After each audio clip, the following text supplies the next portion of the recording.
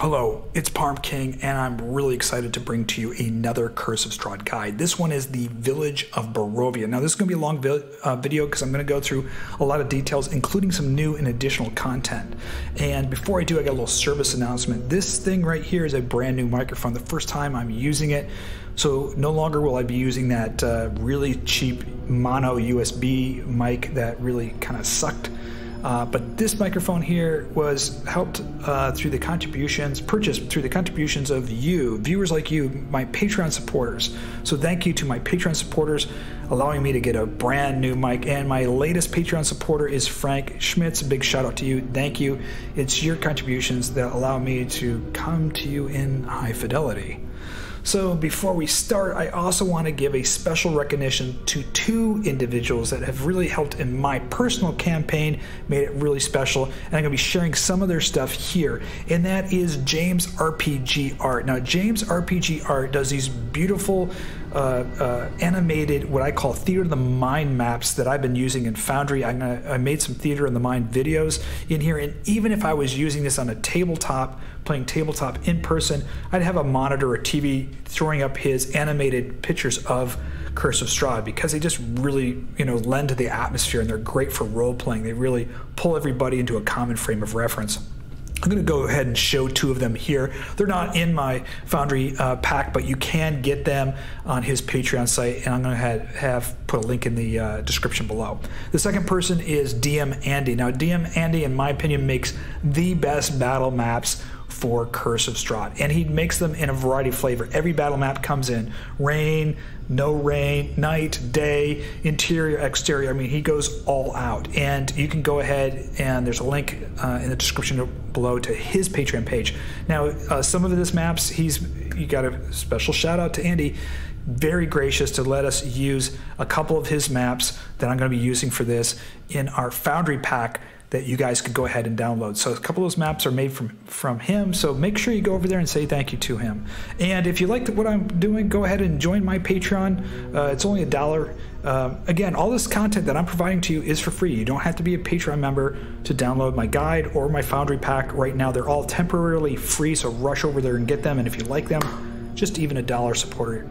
Thanks very much. So let's dive in right away. The first thing we're going to see is this gorgeous, and I'm just showing this to you because his stuff is so awesome. This is one of those Theater of the Mind pictures from James RPG. And what I really like about using these Theater of the Mind maps, and I suggest you use them, whether you're using Roll20 or Foundry or even Tabletop, is they give the players a common frame of reference. Everybody's drawn into this picture. You can see Castle Ravenloft kind of looming over the village of Barovia. The village is kind of in darker times. There's some crows and there's some fog there. And what's really nice is in Foundry, I can just put my players right in here, click on them, access their character sheets while we're role-playing. So I call these Theater of the Mind maps, and I'll put a link into the video below. We're going to jump right into our first battle map, which is the Village of Barovia, and this is again one of DM Andrew's gorgeous maps. And one of the things that he did with this map that's awesome is 3 of our main locations for Village of the Barovia are on one map, plus all the ancillary places that you can visit all on one map. Now, let's talk about that here. We'll go to the first location right away, and the first location we have is Bildrath's Mercantile Exchange. And if we zoom into Bildrath's Mercantile Exchange, it's right here. So we have Bildrath's Mercantile Exchange, we have Mad Mary's Home, both floors here. Up here we have the Blood and Vine Tavern, and then we got some miscellaneous homes in the Village of Barovia. So let's talk briefly about Bildrath's Mercantile Exchange, and you can see how I've done this in Foundry. Everything above this line right here in the journal notes, this is just flavor text. You can go ahead and show players. Everything below the line is the DM notes. They're in secret. By the way, all my Foundry adventure packs are in raw Foundry, not for any modules, and the only reason I do that is I don't know what modules you will be using. I will be making some recommendations specifically in here. And in here, I recommend your loot sheet NPC for Bildrath. It'll be really easy for your players to purchase stuff if you use loot sheet for Bildrath. Now, one of the things I made a change in here was Perry Whipple. Perry Whipple to me reminded me of kind of like Hodor. He's this kind of large Goliath, simpleton but good-natured individual who's kind of helping out in the store. And I thought, what a great way to introduce some more lore and some more history to what's going on and more information for your players. So I created a Perry Whipple Speaks random table. Now, this is also available in the PDF, but you can just roll this, and I imagine him speaking in third person, and it's just going to pick out something he says and he shares with the players. Perry Whipple helps his uncle at the store. Okay, very good, Perry Whipple. What else do you do? Well, Perry Whipple is scared to go out at night. That's when the monsters come. There's some other things in here, like he mentions an old lady in a tent and that she sees things and she has magic. He mentions that there's a Vistani camp near the swimming pond that he likes to go swimming at. So he's going to give some players some colorful stuff, but also some tidbits and some clues about some things that they can go find. So I thought it was, to enhance the Perry Whipple experience. The next on here we have is the Blood and Vine Tavern. That's up here, this gorgeous map again.